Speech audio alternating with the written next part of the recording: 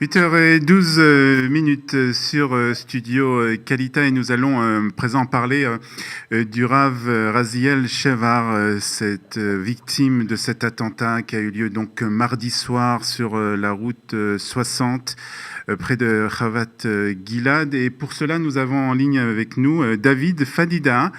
Et David, bonjour, Boker Tov. Bonjour, Boker Tov. Merci d'être avec nous ce matin pour évoquer le souvenir du Rav Shevar. Vous habitez vous-même à Itzhar, qui est donc en fait très proche de Chavat Gilad. Ouais, c'est 5 minutes de route. En fait, on peut même dire que Chavat Gilad, c'est un petit peu comme comme une partie de Itzhar. Comme une partie de Itzhar. Et donc, on va évoquer le souvenir du Rav Shevar. Vous allez nous dire d'abord dans quelles circonstances vous avez connu Raziel. Raziel étudiait à la Yeshiva à Itzhar. Plus tard, il a enseigné à la Yeshiva à Itzhar. Et aussi, je tiens la macolette de Itzhar. Et c'était un client, un ami. Dans tout. Donc, c'est dans un Itzhar que vous avez connu le Rav Shevar. Pouvez-vous nous parler un peu de ses traits de caractère comment vous pouvez le définir? Énormément de sourires, énormément d'amour qui émanait de lui. Et aussi de prendre les choses, de voir les choses simples, de ne pas voir les choses de façon compliquée. C'était un très grand spécialiste de la halakha pratique. C'est très, moi souvent, quand tu passais à la macolette, si j'avais une question en tête, j'allais lui poser. Il avait toujours la bonne réponse sous la main. Il pouvait toujours et répondait toujours aux questions que vous lui posez. Il faut dire aussi que le Rav Shevar était volontaire au Magen David Adom.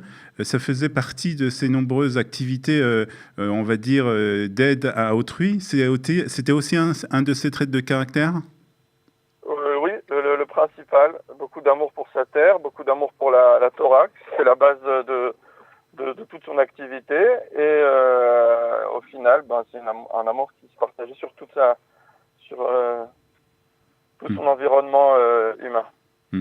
Vous avez un souvenir particulier avec le Rav Shevar? Peut-être la dernière fois que vous l'avez vu, c'était quand? Vous vous souvenez? C'était quand la dernière fois que vous avez rencontré le Rav Shevar?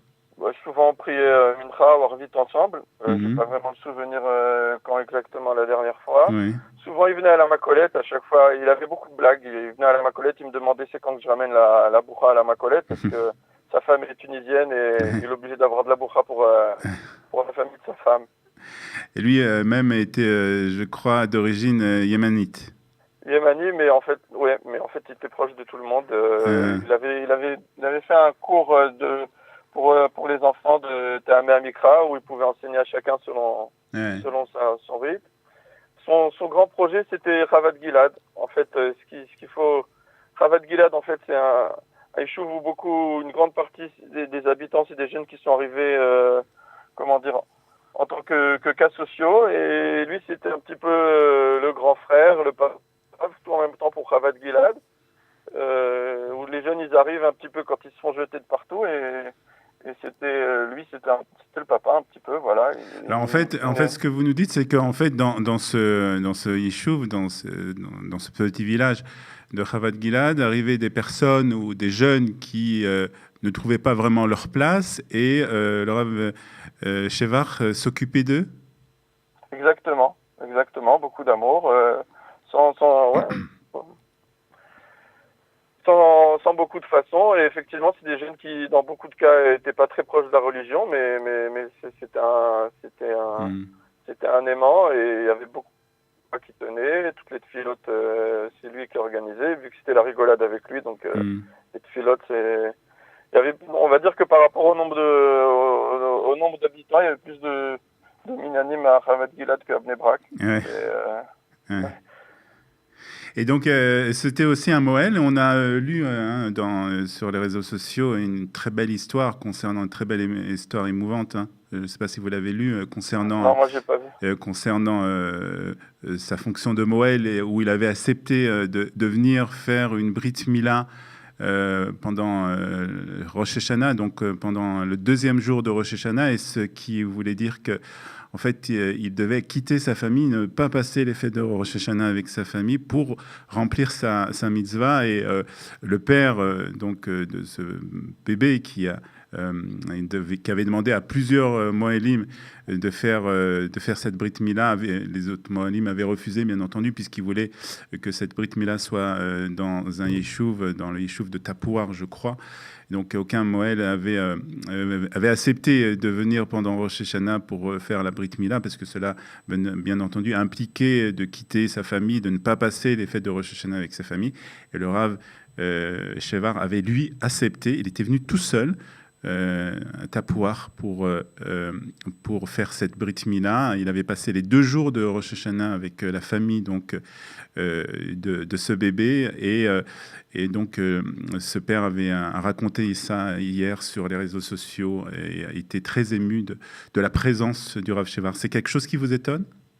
La vérité, ça me fait un petit peu des frissons dans le dos, ce que vous racontez. En fait, depuis Shabbat, en fait, depuis j'ai appris le décès chez moi, ça m'a fait vous êtes très ému.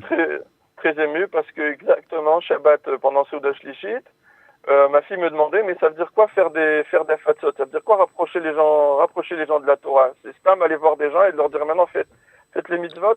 Je dis ben non, je lui ai donné un exemple. L'exemple que je lui ai donné Shabbat, c'était l'exemple de Raziel. Ouais. Je lui ai dit, Raziel, il est Moël. À Kfar Saba, il n'y a pas de Moël. Et quand il y a une brite à Kfar Saba, il va à Kfar Saba. Il trouve de la famille, il trouve des amis. Et en fait, vous me racontez l'histoire de Tapouach au Rosh Hashanah, c'était quelque chose de normal, d'aller être Moël là où il faut. En l'occurrence, c'était souvent Kfar Saba. Il passait ses Shabbatot à Kfar Saba et parfois il avait plusieurs britotes le même Shabbat à Kfar Saba parce que il courait d'une brite à l'autre pendant le Shabbat et c'était normal. Il n'y avait pas de... voilà. Le rapprochement entre les différentes parties de la population israélienne, c'est l'enseignement que vous retiendrez du Rav Shevar? Oui, beaucoup, ouais. Et aussi beaucoup nous parlent... Bon, chez lui, le Olam Hazé, ce monde-ci, c'était sans aucune importance. Pour lui, c'était chose spirituelle, au sens complet. Merci David d'avoir évoqué le souvenir du Rav Shevar et nous vous souhaitons beaucoup de chance dans la poursuite de votre vie dans le Yishuv de Yitzhar. Merci beaucoup et aussi pour toi, Rav Gilad, bonne journée.